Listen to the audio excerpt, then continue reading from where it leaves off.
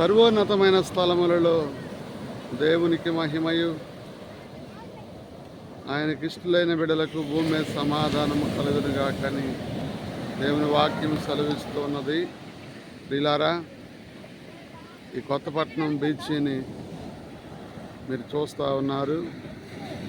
దేవుని వాక్యంలో ఒక మాటను మనం జ్ఞాపకం చేసుకుంటూ ఉన్నప్పుడు,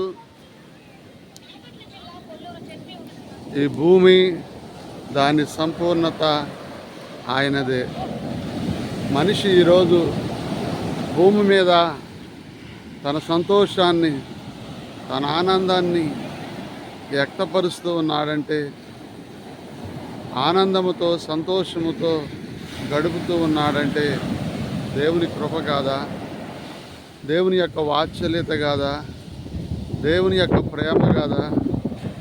అలాగనే ఈ భూమి మీద దేవుడు సముద్రానికి సరిహద్దులను ఏర్పాటు చేశాడు కనుక అనేకులు ఈ సముద్ర ప్రాంతాన్ని దర్శిస్తూ ఉన్నారంటే, వారి సంతోషాన్ని వ్యక్తపరుస్తూ ఉన్నారంటే అది దేవుని కృప కదా?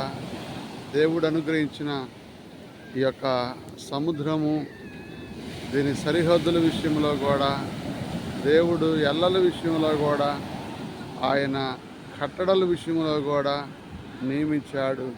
ఈరోజు ఇదిగో ఇంతమంది మనుషులందరూ ఈ ప్రాంతానికి వచ్చి దర్శిస్తూ ఉన్నారంటే, ఇంకా ఈ కొత్తపట్నం యొక్క బీచ్ ఇంత ఆహ్లాదకరంగా ఉన్నదంటే నిజంగా దేవుని యొక్క కృప కాదా?